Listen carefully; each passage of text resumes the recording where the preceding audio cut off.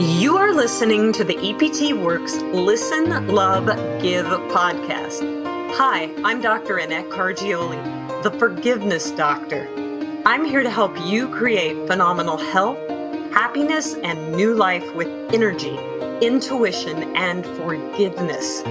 In a world where emotional health is often treated with mind-altering drugs or years of talk therapy, it's time for more compassionate, imaginative initiatives in emotional health care. EPT is short for Emotional Polarity Technique, an innovative, holistic emotional therapy that will change your life and health for good. You can learn more about Emotional Polarity Technique through my new book, The Forgiveness Doctor, available on Amazon.com. You can subscribe to this podcast, get free EPT training at EPTworks.com, and like us on Facebook. In this podcast, this week and next week, I'm going to be giving you Chapter 7 from my new book, The Forgiveness Doctor. I'm going to break it into 2 parts. So part 1 is this week, part 2 is next week. Chapter 7, Shortcuts, Putting It All Together, and the 7 Stages of Healing. Early on in my emotional healing work, I discovered a few shortcuts.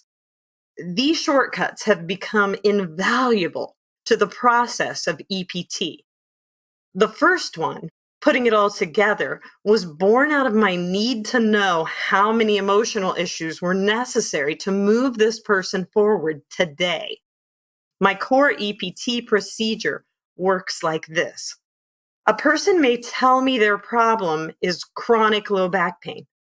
After giving the pain a SUDS rating, I have them put their hand on their low back, test, muscle is weak, and then 2-point a hand over their forehead, test, muscle is strong.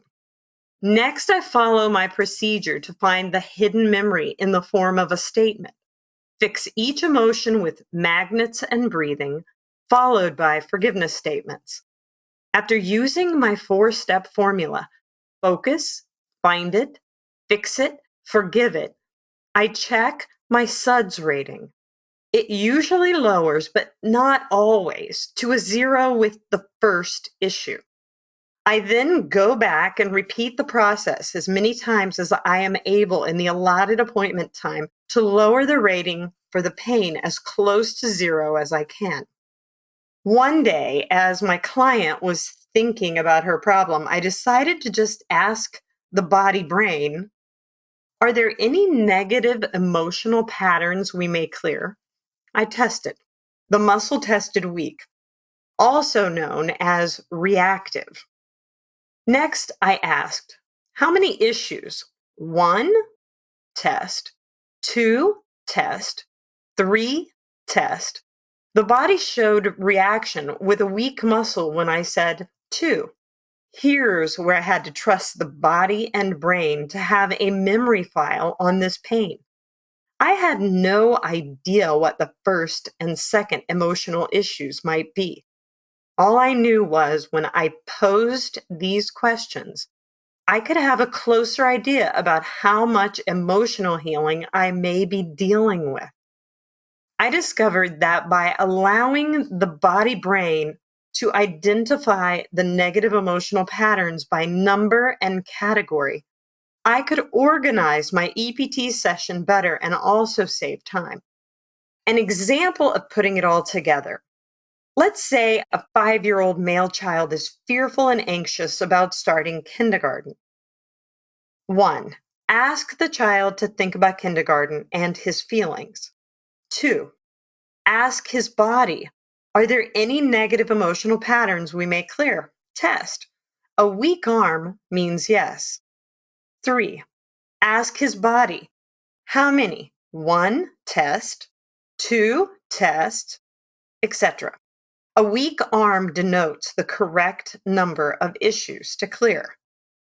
Number 4, tell the child, think about the first issue. Test. The child's body reacts with a weak muscle response. 2-point to emotional points, the forehead, by placing your hand over the child's forehead as he is thinking about the first issue. The muscle will test strong as he is accessing the memory program stored in his subconscious mind. 6, remove your hand from the child's forehead and begin the find it procedure, muscle testing with deduction to determine the hidden memory in the form of a statement. 7, the memory picture statement is then fixed using magnets and breathing. 8, follow find it and fix it with forgiveness statements. 9, after issue 1 is balanced and released, follow the same procedure with issue 2. Ask the child to think about the second issue. Again, 2 point to the child's forehead, follow with find it, the memory picture in the form of a statement, fix it using magnets and breathing, and forgive it. Everything the child believed to be true that is now holding him back from being everything God made him to be.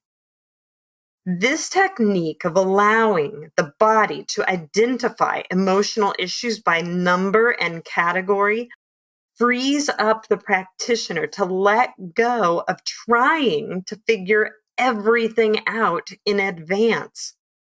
I also have clients who come in with a list of issues they are dealing with.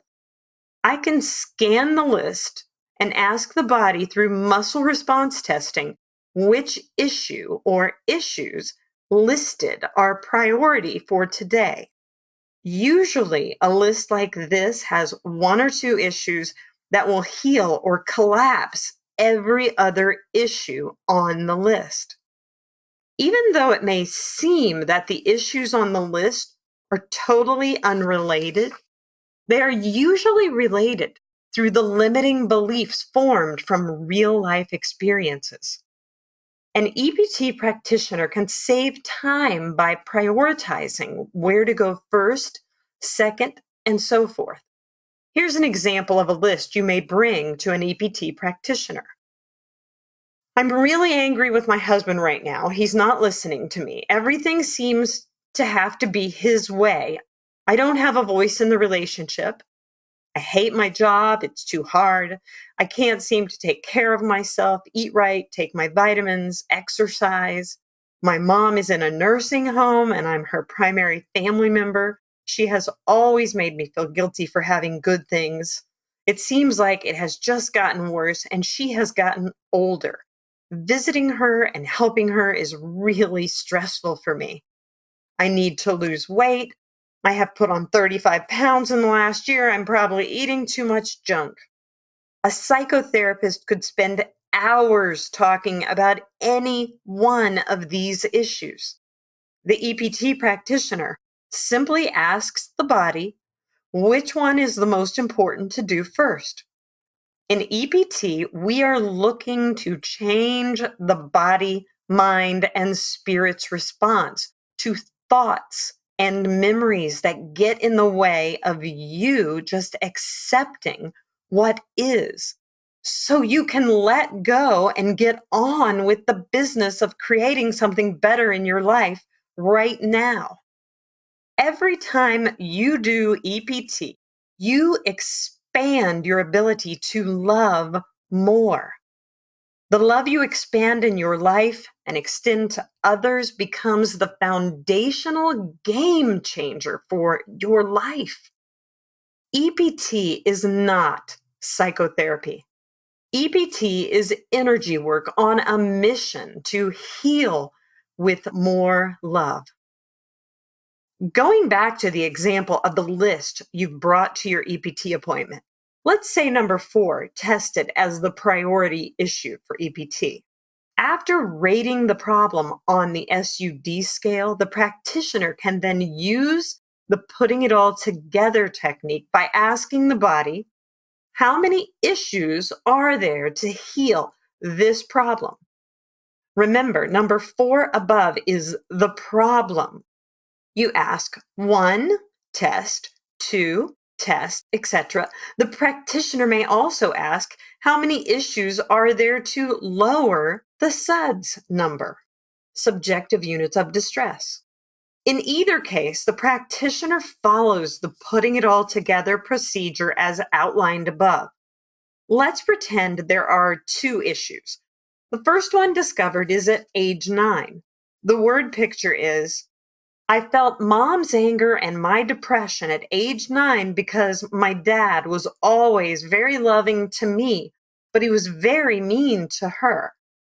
Let's say you remember dad taking you out for ice cream and buying you candy and soda. You also recall dad ridiculing mom for being fat. You remember feeling bad and not being able to make it better. Once the body's stress reaction to the statement is fixed with magnets and breathing, you and the EPT practitioner begin to connect the dots with forgiveness. First, the practitioner mentally poses the question, what would I have to believe that isn't necessarily true if this happened to me? This question helps form paradigm shifting, targeted forgiveness statements that work to include not only the priority problem, but other problems listed as well. All of this comes together with one root memory from age 9. Here are the forgiveness statements. I forgive myself for believing I can't love my mom without feeling her anger and my depression from age 9 because dad was nice to me and gave me stuff, but was mean to her. I forgive myself for believing it's my fault that my mom is angry because dad was nice to me. I forgive myself for believing I have to feel guilty when my dad or my husband loves me. I forgive myself for believing I have to be fat like mom so she won't be angry and I won't feel guilty. I forgive myself for believing that when I feel alone and helpless to make something better, eating junk food like my dad gave me can make me feel better. I forgive myself for believing that eating junk food can make me feel my dad close, loving me. I forgive myself for believing when my mom is angry, I have to feel like a 9-year-old child who can't take care of myself. I forgive myself for believing I can't handle the stress of my mom's anger without feeling all the feelings from age 9. I forgive myself for feeling depressed and helpless to make anything better in my life at age 9. I forgive my mom for being angry. I forgive my mom for not realizing how much it hurt me when she was angry with dad when I loved him. I forgive my mom for believing I didn't love her if I loved him.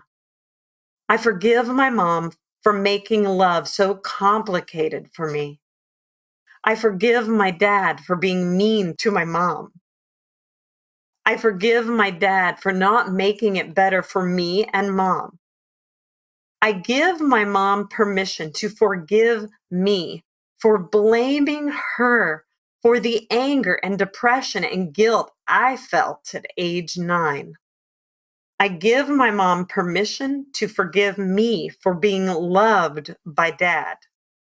I give myself permission to let go of the anger, guilt, and depression and to love my mom, dad, and myself the way we are. Without this pattern, I am free to love my mom without feeling like a 9-year-old child who is guilty and depressed. Without this pattern, I am free to have a loving relationship with my mom, even if I'm not fat and my life is better than hers. Without this pattern, I am free to stop using junk food to substitute for my dad's love in this stressful situation. Without this pattern, I am free to take care of myself. Without this pattern, I am free. After forgiveness, the practitioner will ask you to indicate how you feel with this problem now by rating it again on the SUD scale. The SUDS number almost always dramatically decreases. A note about working with lists. Even though the body told you there were 2 issues to heal, number 4 on the list, you may work through the 2 issues by moving through more forgiveness statements as more limiting beliefs are identified. After exhausting forgiveness statements with you and rating the problem on the SUD scale, the practitioner returns to the original list to ask the body if there is anything on this list that still needs release. Let's say number 1 test with a muscle weakness. I'm really angry with my husband right now. He's not listening to me. Everything seems to have to be his way. I don't have a voice in this relationship. This means the thought of this problem still causes a flinch or a disturbance in your body and energy field. After rating the problem on the SUD scale, the practitioner will then ask your body, how many issues are there to heal number 1? 1, test. 2, test. The muscle will test weak on the correct number of issues. Let's say muscle testing revealed there is 1 hidden memory to heal this problem. You're instructed to think of the issue. The muscle tests weak. The practitioner 2 points to your forehead. The muscle tests strong. The practitioner finds the hidden memory in the form of a statement. I feel angry with my dad at age 10 because he doesn't listen to mom and she doesn't have a voice in the relationship. The practitioner fixes your body's reaction using the EPT procedure with magnets and breathing. Next, the practitioner asks your body, are there any more emotions on that picture? A weak muscle means yes. Using muscle testing, the practitioner finds the next trapped emotion to be fixed. A strong muscle means no, and the practitioner begins forgiveness. Once all the trapped emotions are identified and fixed, the practitioner coaches you through forgiveness statements. Finally, the practitioner revisits the original list to test your body's reaction to each problem. Your body should have no reaction to the thoughts represented on the list. Since normally a person's muscle is strong or firm, a firm muscle indicates no reaction or flinching in the body or energy system. The practitioner asks you to again rate your stress by using the subjective units of distress scale. Compared to where you started, the SUD scale number will be much lower or even a 0. Next week, we're going to do part 2 of this same chapter, chapter 7, and part 2 will be the 7 stages of healing. Thanks for listening. You can learn more about emotional polarity technique through my book, The Forgiveness Doctor, available at Amazon.com. If you enjoyed this podcast, please subscribe, like us on Facebook, and go get your free EPT training at EPTworks.com. I'm Dr. Annette Cargioli, the Forgiveness Doctor, sharing with you a more imaginative initiative in emotional health care. Until next time, listen, love, give. EPT works.